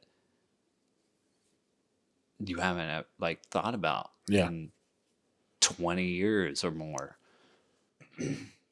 But he was talking about being a small, like a 3-year-old kid going to a movie theater to see Star Wars. Yeah. And he was talking about watching the not the Death Star, but the Imperial ships. Yeah. What are they called? Oh my God, my nerd. Where is it? The Star Destroyers. Yes, that's it. Yeah, the Star Destroyer. He was talking about seeing the Star Destroyers come over the screen and like the just the epicness of watching the ships fly over him and feeling like the ships were actually flying over his head. Yeah. And it brought back this memory for me that I remember thinking about this memory when I was a kid, but then I haven't thought about it again. And I don't know how long. Yeah. But I remember being in a movie theater, and I don't know how old I was. Yeah. I mean, I was little. I was maybe 3, I was 4 or 5, I don't know, but I was small. Mm-hmm. And I remember, I've got to ask my parents about this and see if they remember it because, I don't know what movie this was. Yeah. But I was in a movie theater and there were airplanes flying over our head. And I don't know if we were watching a 3D movie or not, but it felt. I remember an airplane, like a big airplane, flying over the it at least flew over the camera. Yeah. Yeah. And, flew over the top of the screen. But I just remember like it flying over my head and just looking right behind me, like just trying to follow the plane behind me. And I just looked behind me in the theater at everyone behind me, like, where the fuck did that plane go? And then I'd look back at the screen and I kept looking behind me, trying to figure out, like, where did that plane go? Yeah. And then I remember, like, looking at my parents because I kept looking behind me. And then my parents kept noticing me looking behind me and being like, what the hell are you doing? Like, laughing at me because I kept looking behind me, looking for this plane. It's just a weird thing, man. Yeah. It's a weird thing to think about, like, being a kid and being impacted by something in a cinema that way. And it's kind of cool to know that, like, as a filmmaker, as a cinema lover, as someone who loves to watch movies and loves going to a theater and has a podcast called Film Church Radio talking about going to movie theaters, that I was impacted at such a young age by being in a movie theater. Yeah. Thank you, Edgar Wright, for helping me remember that. Yeah, that's awesome. Yeah. But after last night in Soho, I went and saw Eternals for 2 times. Yeah. The end. But yeah, anyway, I did like Eternals, and I mean, they reference Superman and Batman in this movie, which is fucking hilarious. Yeah. I mean, whatever. I'm excited to see where it goes next. I just forgot the band's name. All the girls are gonna hate me. Harry Styles? Yeah. Yeah. I don't know that guy. I don't know the band. Fine. Yeah, I don't know. That's fine. Whatever. Cool. Yeah. I'm excited for... I did roll my eyes a lot. I was like, oh, God. Like, who else is going to be in this? I'm excited that Jon Snow is going to be a part of the MCU. Yeah. That's cool. I keep forgetting he was in. I thought he was really good in it. Like, I wanted more of him. Good, dude. Yeah. He's good anyway. Yeah. Like, whatever. Like, he's a good actor. Yeah. He needs to be in big, epic movies. Mm-hmm. Mm-hmm. He needs to be wielding a sword. He needs to be in Blade. Yeah. Maybe he's going to be in Blade because that was... Mahershala Ali. Yeah, that was him at the end, right? Mm-hmm. Yeah. So, like... Yeah. Fuck yeah. Bring it, Marvel. Yeah, you know that they've got it planned. Yeah. And it's like everything's there for a reason, which is exciting as a fan. Yeah. Because you know that, like I can still remember the post-credits sequence of like, oh, we found something in the desert. And it was like Thor's hammer. Yeah. And you were like, here we go. Here we go. The Avengers are getting to get, this is gonna get it's happening. So good. Yeah. And now it's like, we've got 3 they built up to it and they delivered. And they're building up again. Yeah. Like, we don't know what's coming. They know. Yeah. Yeah. But there's a lot more magic going into it now. Yeah, definitely. There's everything is on the table now. Yeah. It's like they did time travel and now everything is on the table. It's like whatever goes. I mean, multiverse is coming into it. So they're bringing in the X-Men. They're bringing in the... Fantastic Four. Like, they're bringing in everything, dude. Yeah. It's gonna be like reading every comic book. Yeah. But on the screen. Yep. And it reminds me of the Simpsons quote, like, never fear, we've got stories for years. Like, we can do this as long as you're going to pay for it. Yeah. Which is forever. Yep. So. Because there's always new people with. Yeah, I mean, like, money. We've got to the point now where the new Spider-Man isn't even out. And they're like, yeah, we've got a few more lined up. We're ready to go. And it's like, cool. Let's do that. Yeah. Yeah. So, we've talked a lot about cinema, but I wanted to ask you about streaming. Yeah. Because it's become such a big part of... What is streaming? It's been such a big part of, like, everybody's last few years. Yeah. As opposed to, like, watching the films that are out. So I just wanted to kind of see, like, how you feel about it. I like movies. Yeah. I mean, okay, so Dune. Yeah. Okay, so let's talk about epic movie, Warner Brothers HBO. Right? Yeah. Obviously, Dune, you should see that in a movie theater, right? I wanted to see it in a movie theater. Yeah, I watched it. But I opened HBO Max, and it was there ready to go, and I hit play, and I was like, let's watch Dune. Yeah. And it was great. I loved it. Dune was fucking awesome. Yeah. My girlfriend didn't like it, and she kind of is like shitting on it, actually. She's like shitting on it a lot every chance she gets. But because everybody is like, Dune is awesome, and she's like, eh. Yeah. But I don't know, man. I feel like, we've been together for 8 years. Yeah. And I feel like I know her pretty well. Yeah. And I feel like she might not have hated it if she had seen it in the theater. Okay. Because, there's something about being in a theater with other people around you Yeah. That are like sometimes you jump on board to things that you wouldn't normally jump on board with. I mean, also, like you were saying, Alamo Drafthouse, they won't let you be on your phone. The whole time we were watching this movie, she was on her phone, and I was like, "Put your fucking phone away." Yeah. I love her. I love you to death, Sarah. Like, you can be on your phone while we're watching movies. It's fine. Yeah. But we're an Alamo family. Yeah. If we're in Alamo, you can't, like, it's not my rules. Yeah, exactly. But you know, I loved the movie. I thought the movie was great. I would have thought the movie. I wish I had watched it in a movie theater. I mean, the main thing that I missed, because I'm half blind, when the movie started, I didn't see that it said part 1. So when it ended, I was like, they've got to be doing another movie. And she was like, it said it was part 1 at the beginning. I was like, oh, okay. Yeah. Of course. Like, you know, so, you know, for me, it's like, I'm a creative, imaginatory person that can, you know, even if I'm watching a movie on my phone, I can imagine little Lego characters sitting in front of my phone watching this in a movie theater. Yeah. You know, I can, and I've worked in I've worked in movie theaters. Like, I worked in a movie theater for 10 years. Like, I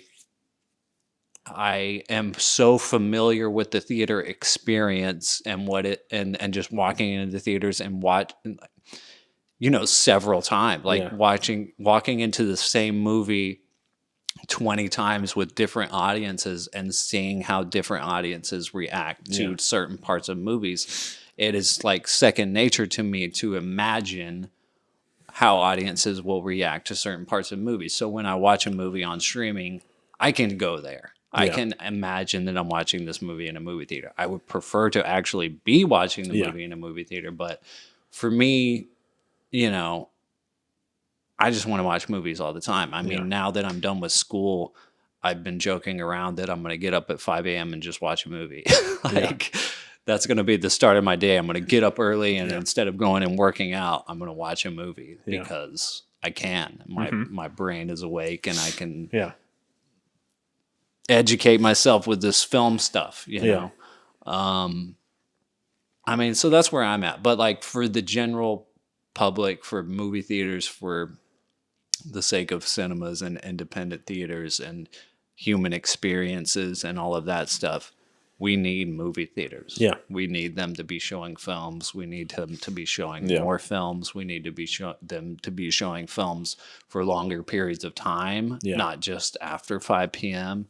We need matinees. We need movies at 4 o'clock in the morning. Like, I want all of it. And this is kind of where, like, the HBO, I've got a few thoughts. So, first and foremost, like, that was huge. The fact that HBO decided to do a new release. If you don't know this, HBO, I don't know when, like sometime during COVID. It started with Wonder Woman in December. That came out Christmas Day. That was that was last year. They decided that they were going to release. HBO decided, which HBO is a part of Warner Brothers, so any Warner Brothers film as well. HBO, Warner Brothers are releasing any theatrical release simultaneously on HBO Max. So if it's available, like the day that a movie comes out in a movie theater that's owned by Warner Brothers, it's going to be on HBO Max the same day. Which is $10, $12 a month or something. So compared to Netflix, I really like the way that they set it up visually, how it was like a gold play button and it was like front and center when you first logged on. It was like now showing, you know, it felt a lot more special. Right. You know? And we watched Wonder Woman, and then I kind of like, I didn't really watch too many of the other ones. You know, I watched the Angelina Jolie one that was on like middle of the year.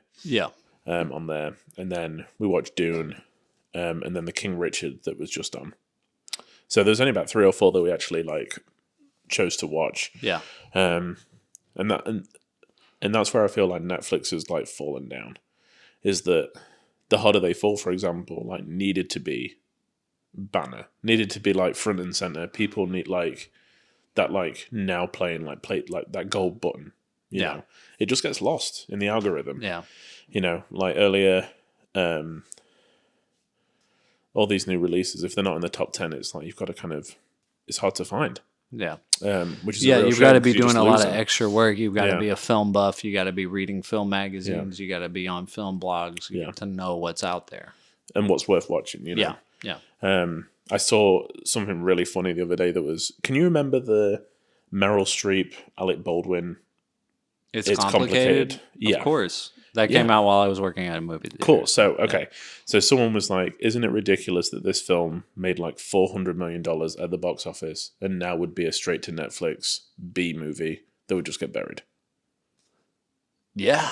It is, and that was a different world. Yeah. That was like, what, 12 years ago? And already it's just like, we're in a different place. Yeah. It would never be marketed as a big theatrical release ever. At this point. Yeah. The streaming service I want to always shout out, though, is Hulu. So Netflix and, like, HBO always have their, like, premiere stuff. They put it out. Hulu is so good at getting the, like, small, foreign, independent films that are, like there's a buzz around them, but they're not quite Oscar contenders, and just having them on their streaming site. Yeah. Every time, like, there's a foreign film, it's on Hulu. Yeah. Well, it seems like, okay, so Hulu is owned by Disney now. Yeah. It seems like Hulu is buying up the film festival films. Like when like when movies go to film festivals, all these streaming sites and producers of these streaming sites go to the film festivals and they're buying stuff to put as original content on their services. I mean, when Disney is buying these films, they're not going to Disney Plus. They're going to Hulu. Yeah. I mean, the biggest sell of 2020 was Palm Springs. Yeah. Bought by Hulu. Yeah. You know. So, yeah, I mean, Hulu does have a lot of good stuff. I need to get on Hulu more. Yeah. I mean, it's just like, I don't know, one of those weird ones that I don't always click on. But, yeah. And the other thing that I'm really, especially recently, really like pleased that it's available. I'm not sure if it's just on Amazon Prime, but it's the like Premier Access stuff. So the things that have just pretty much left cinemas, you can pay like $20 and rent it for 48 hours. So it's like the cost of a ticket, and it's not simultaneous with them coming out in the cinema. It's a little bit after. So, you know, we found it hard to go middle of the day. So, have you heard about Belfast, the Kenneth Branagh film? It was like, didn't get a very wide release, I don't think. I don't think so. Okay, so it's more about his childhood in Belfast in like the 60s, I want to say. Okay. Shot in black and white, very like intimate kind of thing. But that was on Premier Access, and there was me, my sister, my wife, my mum, my dad, and we wouldn't have got a chance to go to the cinema all together, but it was on the TV, so we could all watch it. Yeah. And that I was a big fan of. I'm like, this is good, because we're still paying $20. It's still like the price of 2 tickets, you know. I would have rather seen it in the cinema. It was very cinematic, but I'm glad that option's there. Yeah. Yeah. So. Yeah, I mean, it's definitely, it's just kind of going there. Yeah. It's just there's no gap between things ending in the cinemas and now coming to be able to rent. You know, Bond is still in the cinemas, and you can rent it on Prime. Yeah. Which is crazy to me. I mean, like when you really think about the marketing, marketing is the thing that is taken over. Yeah. Right. And for a really long time, like for about 50 years, the marketing for films has been towards teenagers. Yeah. And it's like, what do teenagers want to do? They want to get the fuck out of the house. Yeah. What do people who aren't teenagers want to do? they don't want to get out of the fucking house. Yeah. Like, it's just how it is. And it's like, okay, so like it just is what it is. Yeah. It just like, I mean, I think about Jaws. I'm like, if Jaws came out now, who would go see it? Yeah. Teenagers. Yeah. You know, it's the same thing. Like, that's what, like, teenagers want to get out of the house and want to go see, they want to go see something crazy. Yeah. Like Jaws, you know, and that's just how marketing it kind of is now. It's like, it's trying to get these teenagers out of the house to go pay money to see their movie, or whatever. And it's like, I don't know. It's like these more mature, intimate films, they're probably going to make more money if they just stream them, you know? I mean, it just is what it is. Yeah. Like, and it's better to get the people that want to see them early than like be like, it's showing in theaters and now like 6 months later, now it's on DVD and streaming. They care about the next thing now, you know? I mean, everything's just so fast now. Yeah. I mean, I don't want theaters to go away for sure. No. Like, obviously, like, you know. Yeah. And like people's home experiences are getting better. Like, hopefully they're getting better. I mean, that's the thing that I worry about with I mean, I'm a film buff, so I want the sound to be right. I want the picture to be right. I want the experience to be right. I want the lighting inside my house to be right and all that stuff. I care about all that stuff. Yeah. I mean, but I'm a film buff. And on top of that, I've worked in a movie theater where all that stuff is important. You know, but as a filmmaker, I also have to think about people who don't give a fuck about that stuff. Yeah. You know, and who else I'm marketing to and who else like is going to watch my movie, who might be on a cell phone or might be watching it secondhand while they're doing the dishes or, you know, things like that. I don't know where I'm going with that. It's just a lot of stuff to think about. Yeah, I think, I mean, it's just the landscape has changed. Yeah, definitely. The 4 to 6 weeks theatrical run, followed by 3 months absence, and then a home video release, followed by 3 months absence, followed by a streaming release. Yeah, is a thing of the past.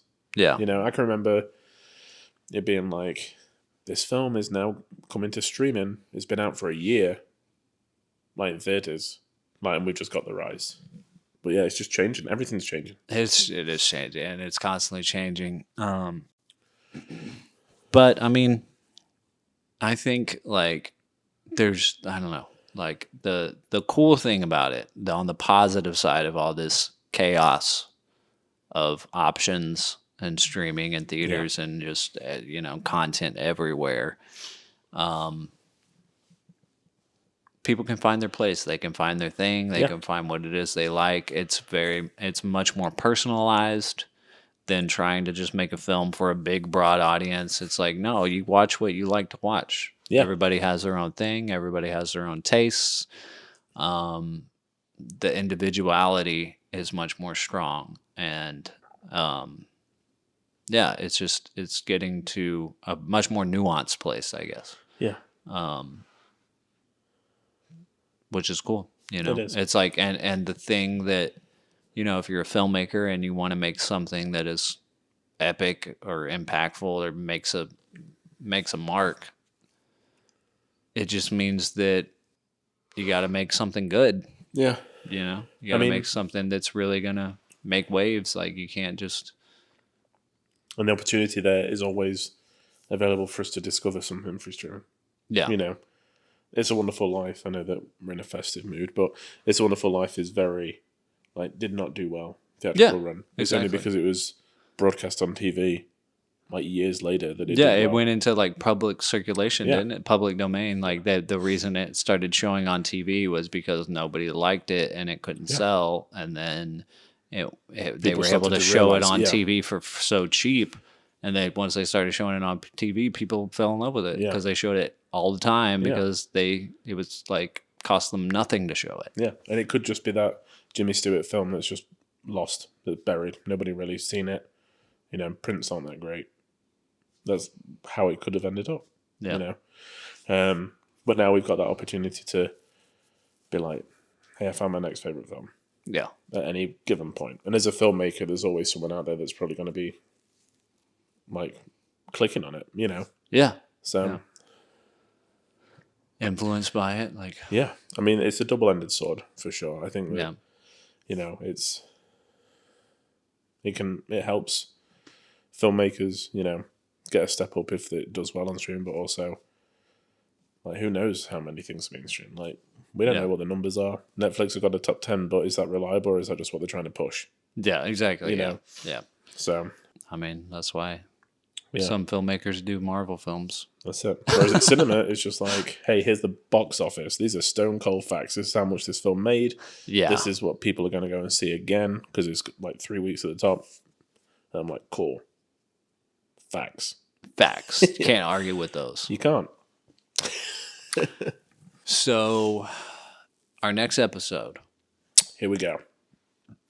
It's going to be, wait for it, Spider-Man No Way Home. Yes. It is hard to keep track of these names. Yeah. So we've toyed with this idea. I mean, we've been talking about this for a while. We didn't.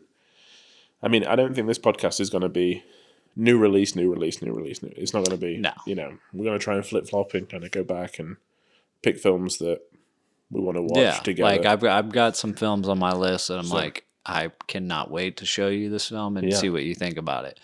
But as of next week, Spider-Man No Way Home is coming out, and you and I are totally obsessed. Yes. And cannot wait till this film comes out. I mean, we're both like super spider nerds. Yeah. I don't know when we figured that out, but I mean, and we're both big Star Wars fans too. Yeah. But this Spider-Man film is going to be. My expectations are high. Yeah. Like real high. Yeah. You know, after the last film, Far From Home, which was everything I want. It was just reading my favorite comic book. Yeah. You know, but like on the screen. It was amazing. Yeah. So, and we'll get into more details about, you know, what we thought about all of these different Spider-Man films. Because the expectation is that No Way Home is going to be like the end game of Spider-Man movies. Yeah. It's going to like mash all of it together. Yeah. Because I have opinions about every single Spider-Man movie and spinoff and video game. Like Spider-Man is my thing. Like I've like that Spider like I've read oh my god like a lot of the Spider-Man. Yeah, I know a lot of the lore. I feel like J. Jonah Jameson right now. I'm just like Spider-Man. Bring me photos of Spider-Man all the time. I'm like, Branden, I haven't got any more. Like, so next week is gonna be it's gonna be a Spider Fest. Yeah, it's gonna be a Web Fest. Yeah. I'm stoked. Like I can't believe it's like already like next week. I know. I'm like, because we were talking about this when we first started talking about the podcast. I can remember saying to you we've been talking about this for years. Yeah, like we've got to and we went and saw No Way Home together. We did. Yeah. I think we not No Way Home, but Far From Home. Yeah, we had both seen it before, right? And then that was our second time. Or was it your first and my second? I can't remember. Yeah, I think it was our second. Yeah.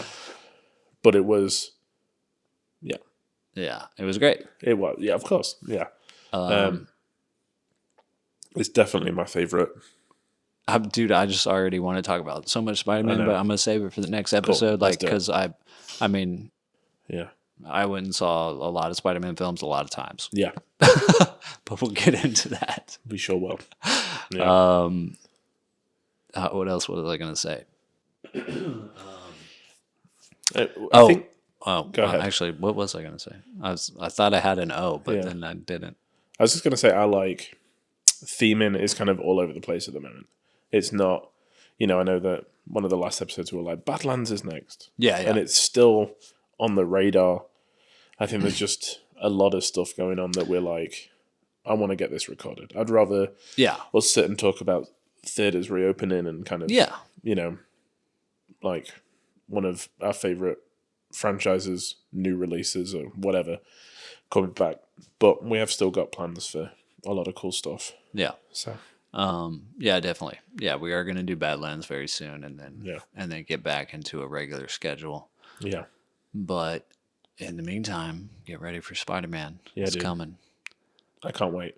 It's going to be awesome. Yeah. I can't believe it's here. I'm like, next week? I know. I know. Yeah. Because it felt like... It's so fast. Yeah, they've been making these movies. They've been pushing back the tickets. Even the trailers have like dropped relatively close to it being coming out, you know. But I mean, in terms of like the last film that they made, I mean, it's like 2 years in between each film, and it's like, that's crazy fast. Yeah. It is. I mean, like the last, like it was like the last when Far From Home came out, it was like the news broke that Tom Holland wasn't going to be in the MCU anymore. Yeah. And then it was like all of a sudden he is, and all of a sudden they're making Spider-Man, they're making this new one, and then all of a sudden all these people are going to be in it. Yeah. It's like, it's so fast. Yeah. Can't wait. Me neither. We're going to have a lot to talk about. We are. Yeah. What was the quote? I can't remember. That's okay. We don't have to do it. We can just do it. It's been split into two anyway, so we can just... Yeah. Be sure to stay tuned after the podcast, after the episode. Be sure to stay tuned. We're going to basically give you an update on what's next and what's to come and where to follow us and all that jazz. Yeah. So thanks for listening. Thank you. It's been awesome. Yeah, dude. Come again. Here we go. Just back at it. Yeah. Opening the doors. It's good to be back. It is. And we'll be back again. We sure will. Last podcast ever. All right, guys. Have a good night. Have a good day. Have a good film experience. Go to the cinema. Support your local theater. Peace. Bye.